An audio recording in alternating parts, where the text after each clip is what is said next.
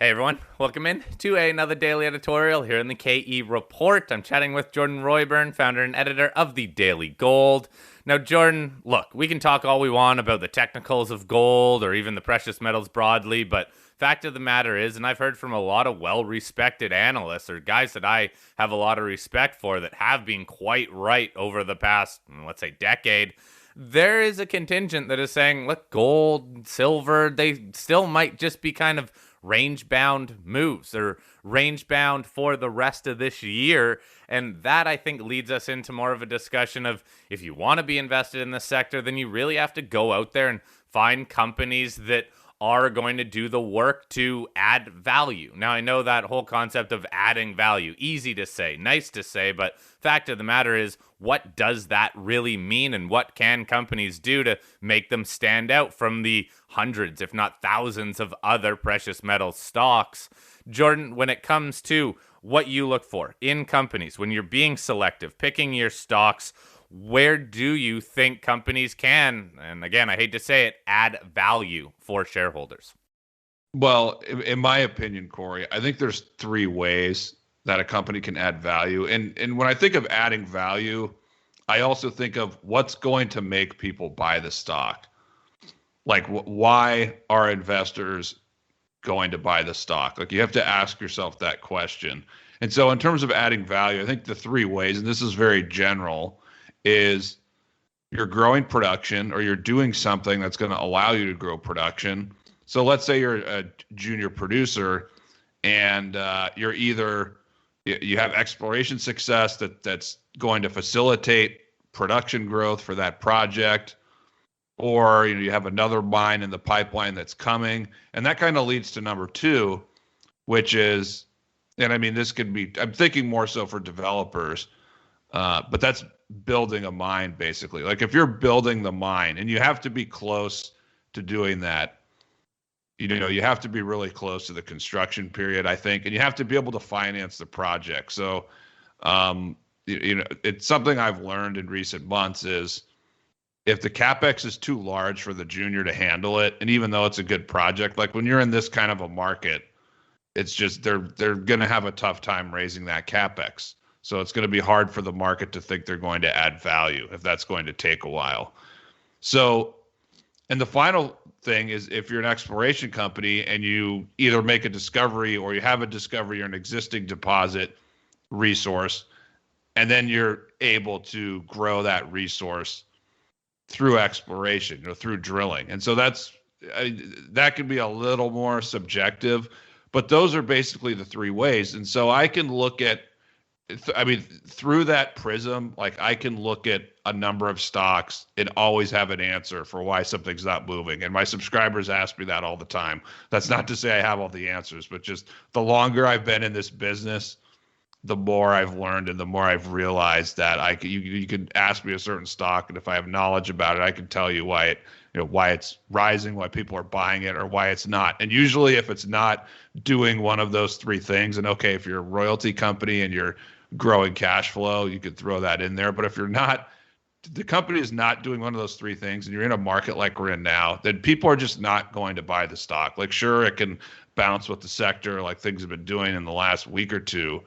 But in this type of market, you really need to be adding value to bring in more buying. That's going to keep the stock trending higher, or stabilizing if we get a sharp correction, or coming out of a correction and trying to make a big move higher. It all comes back to adding value in one of those three ways. Okay, let's start on the top one then, the increased production. So a company is already in production. They clearly, or they should already have a mine plan out there, hopefully cash flowing. But when it comes to increasing production, there are costs that go into that and time to usually build out different aspects of the production facility. Do you weigh these factors at all in terms of the extra cost and the time it'll take? Well, absolutely. I know we're going to talk about share structure too, but they have to be able to fund the project. So I mean, there's some developers, like there's one, and I'll just give hints because I don't want to say names, but there's one, I haven't looked at it in the last month or so, but it's a good project that they have, but just the capex is too large for them to be able to handle. And I don't own this stock, by the way, but I do own one that falls under the similar situation. But anyway, the one that I'm talking about, the capex is too large where they're just not going to be able to fund it themselves, and especially in this kind of a market. So if you can't, you might have a good project, but if there's a lot of questions about financing that project, I mean, when the market starts to re-rate something like well after the financing period. So if they haven't raised the capital yet, and it's a lot of capital that has to be raised, the market is probably not going to recognize that as adding value. And so as an investor, you might have to wait until after they're able to finance, because sometimes we see after companies finance, that's when they start to, I don't want to say that's when they get the re-rating, but that's when they start to perform better and they move closer to that re-rating point. So I know I trailed off there, but I hope that answered your question. Okay, yeah, I think that also touches or a bit more into the whole developer stage of when and how they can build it through financing, because the whole increased production, isn't that more or less, say, increasing capacity of the mill or other aspects of the current ongoing production? That's kind of the difference there, right? One company that's already in production, they need to tinker with their mill, other production aspects, while the developers, they need to raise the big chunk of money for project financing. Well, yeah, you're right. It can be their increasing processing capacity. That's one way. Another way is also exploration. I mean, we've seen a number of companies like Kirkland Lake and Wesdome in recent years. Like those are probably the two best examples of companies that through exploration were able to. Now, Wesdome hasn't the restart of the Kiena mine. I mean, that hasn't started yet. It's very close, but I mean, the exploration there was so successful that even a couple years ago, it was apparent that they're going to be restarting this mine and they're going to have significant production growth eventually. So exploration also ties in as far as growing production. So there are some examples of that. That's another thing to look for. Okay, one other comment then in terms of the exploration companies. Obviously, growing a resource or growing a discovery through drilling. How do you analyze if you think that drill programs, because that's really what you're basing it on, the drill plans of a company, if they are going to be able to add that kind of value? It's a great question, and it's tough because this can be subjective. And what I try and do is find something that they're having some success and it looks like the market's recognized it, but I think there's a lot more potential there to grow what they've already done. So I liken it to riding the wave. Like I did put on my watch list a week ago, a company in the silver sector, which, they already have a resource. It's kind of low grade, but they're stepping out and they're having some really good results. And so it looks like they're going to be able to add more ounces in much higher grade ounces than what they have. So that's one example. And then it comes down to, look, I mean, there's some luck and chance involved. Not everything is always going to work out, but those are the types of situations that I'm looking for, rather than something that's just, they're telling you a story and they're saying, okay, we're going to drill here. We think we're going to add ounces, but there's no, it hasn't happened yet. That's a little more risky to me. You could throw a lot more companies into that umbrella. So I'm trying to find ones that they've had a little success so far. And I think there's a chance that little success could continue, grow, and become quite substantial. All right, Jordan, let's also talk about share structure, because it's something you and I were talking about off mic, and there are a lot of people that put a lot of focus on share structure, and I do think you need to look at share structure, but you think that people put too much weight in it. Can you explain why? Your thoughts broadly on share structure? Yes. Now, first, I think share structure, it's a lot more important when you have an earlier stage company that's just going public, or it just went public, or you're analyzing what this could be worth in 12 or 18 months. That's more important, where if they have a tighter share structure and you're able to get in early, or you get in at a low valuation, then it's more important. But for all these companies, I mean, if you're looking, 18 to 24 months, around that time frame, maybe a little longer. What really matters is how much value they're going to add relative to, what the cost will be to add that value and what their share structure will look like in 2 years or 2.5 years or 18 months.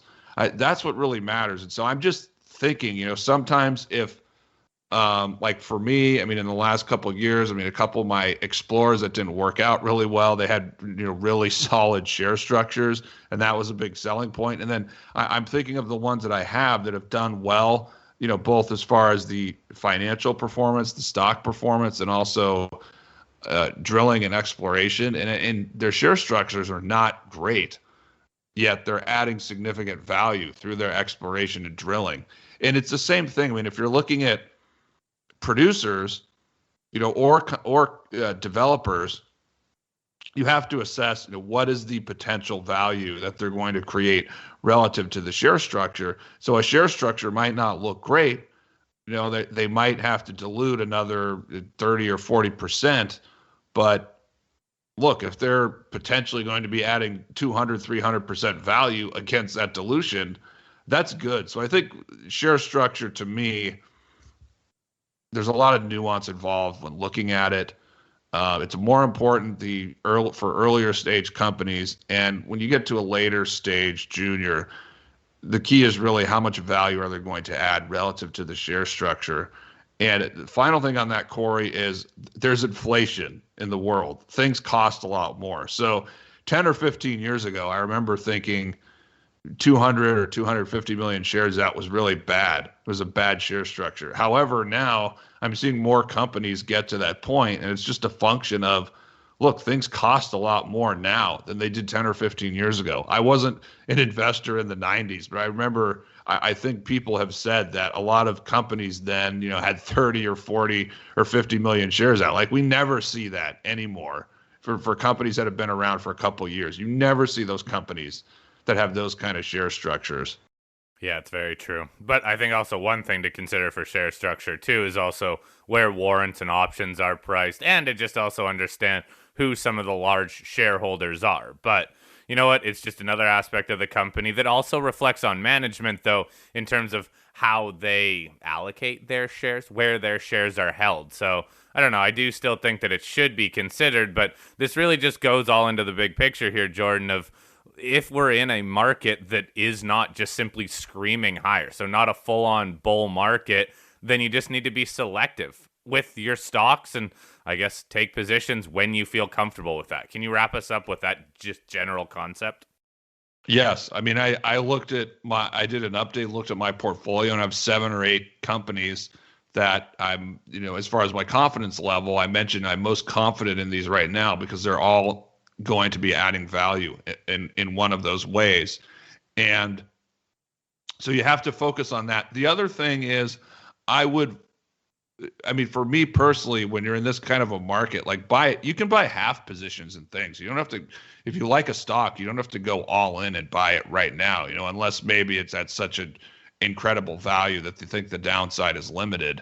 Then maybe you can buy a full position. But for me, I mean, there's nothing wrong with adding a half position, and you see whether this works out or not. I mean, I personally haven't done that many buys in the last 5 or 6 months, but I have a few that look like they're going to work out, and then 2 or 3 that they're flat or they're down, and I've been able to think about those and understand and realize why they're down right now, and what the outlook is versus the ones that have performed well, why they're performing well, and why there's potential for that to continue. And so that's another way to manage your portfolio, a diversified portfolio in these times. Use half positions. You don't have to go all in on something immediately. Use half positions and let the market give you that answer after a couple of months or so that if you made the right decision buying or not. So that's how I look at it. Look for companies, remove metals prices from the equation, and ask yourself, are people going to buy this stock or not? And then, you'll know which of the companies you're looking at have a chance to add value or are adding value versus the ones where you look at them and you'll think, yeah, they really need metals prices to move higher for things to work out. All right, Jordan, we'll wrap it up there. I hope that did at least clear some of it up for investors in the space on stuff to understand what can actually add value. And you always have to make your own assessment. But yeah, there are some companies out there that I know, even sitting through the meetings, you sit there and you say, I just don't think that you guys are going to add any value here. I don't think this work is going to move the bottom line for the company. And well, unfortunately, usually that ends up being pretty true. Hey, Jordan, good chatting with you, buddy. I will post a link to your website and we will chat again next week. I hope you have a great rest of your week.